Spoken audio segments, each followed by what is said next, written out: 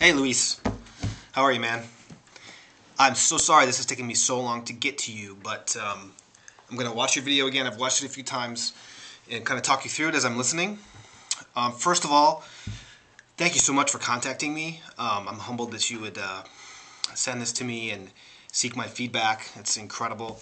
And the other thing I want to just really thank you for is the passion that you've showed in your note, in your email to me. I could hear your scream in there, and so I just really admire your passion and your seriousness for improving and getting better. So that said, we're going to watch this, and for those of you who are watching this, Luis in Puerto Rico sent me a video of him playing Eric Samuth's fourth rotation, and he's just really wanting some help and other perspectives. So I love this idea. I love this idea that with this technology we can do this sort of thing. And so, Luis, actually, I'm open in the future to maybe doing a Skype session. Why don't you look into that? Go to Skype.com. I think it's SKYPE, and see if you can get a see if you can get an account there. Maybe we could do a video lesson or something like that. I would love to kind of check that out. So let me know about that.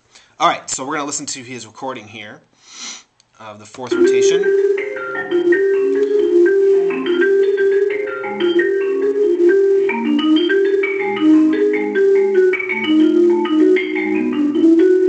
Okay, so Luis, on that first phrase, first of all, you said something about Stevens grip. It doesn't look like you're playing Stevens grip to me.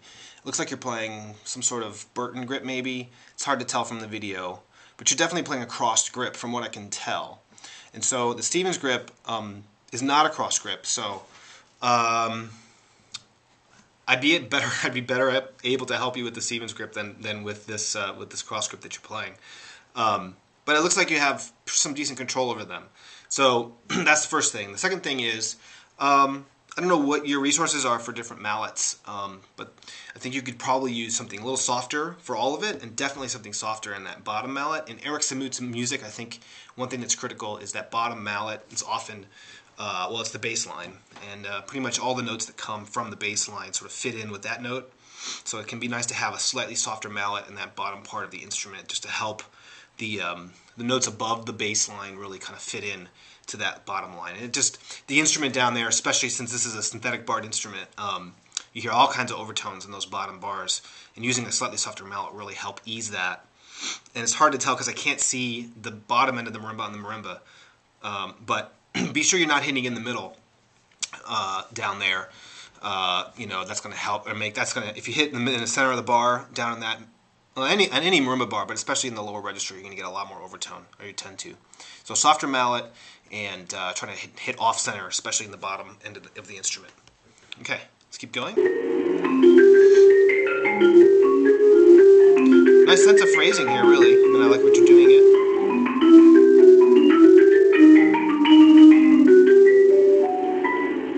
It's nice.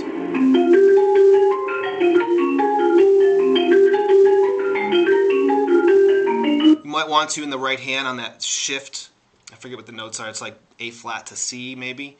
You may want to think about hitting the edge of the bars, so you don't have to travel so far this way to get there. Hit the edge of the A flat on the way to the C. That might help your accuracy. That's always kind of a tough shift there.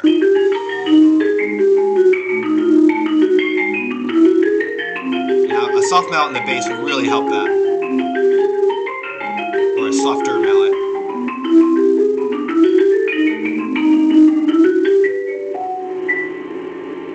I think, too, in general, you want to do whatever you can to lighten this up as much as possible. It sounds a little heavy-handed, maybe.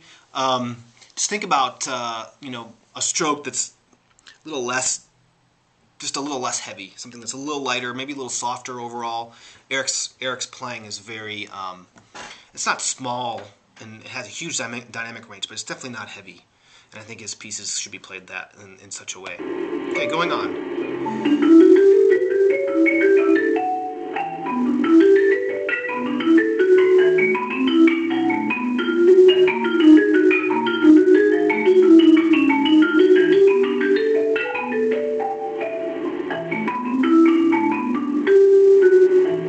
Okay, this is actually pretty nice, Lewis. Kind of like what you're doing with the phrasing. It can get a little predictable, so as you mess with your rubato, as you slow the tempo down at the end of the phrases and such, try to do it a little less predictably. You tend to do it almost the same way every time in the manner in which you slow down. So, try to find a phrase maybe that you don't take as much time, and then a phrase where you take a little more time. I think that would help this section. Yeah, we'll keep going. Yeah, there's a couple places at the very beginning of that section where I just stopped it, where the top note's going to the top, bum bum bum bum. Make sure you don't break too far. We'll go back and I'll show you where those two spots are. A lot of times in this piece, especially, there's notes that kind of keep going up and they land at the top of a phrase. I'll show you where. That top note, whatever that top note is very, very late. It should fall. Listen to that one more time. It should fall quite a bit sooner than that. Dun, dun, dun, T. Okay, it's a little late. And I'll show you where the next one is. Some good expression here, though, Luis. I like it. Here's the next time where we shouldn't delay before the downbeat. Here, right now. There. There's too much time there. So work on so you can get to that low B flat or whatever it is sooner. Again, we're slowing down too much the same way in each of those. Try to make them less predictable and less the same. This section should be, I think, in my ears, a little less free, because this section is free in general. But I think that section right there you could kind of forge through a little more.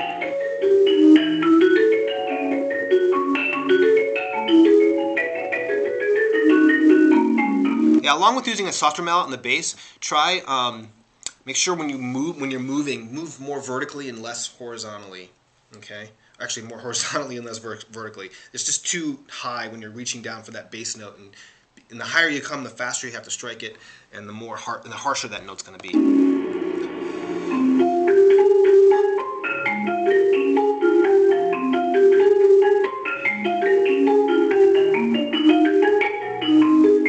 I like this. This is very, very expressive, but perhaps a bit slow as a recap goes.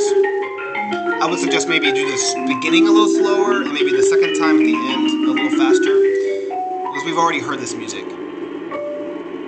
Watch that note right there. I'm not sure you've got the right notes there. It should be the same note as the octave.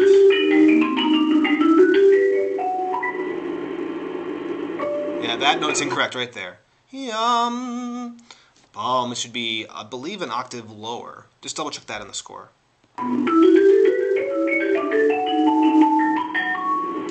Yeah, there's another note. I know it's difficult to stretch, but you really need to practice that so you can play go dig come and be able to play that chord without a delay. That's a cadence, so you can't play it so there's a delay. We'll go back and just real quick and listen to that. I'll show you where that note's right there. It's quite a bit late. And also with the last cadence. So we need to play that last cadence so it's ya-da-dee-da-da-da-da-dum, not ya-da-dee-da-da-da-dum, bum. Okay? Alright, so I hope you found that helpful, Luis. Again, let's look into a Skype session on it. Maybe you can go back and try to work on these after you watch this video. And I'll get a chance to hear this again, I hope.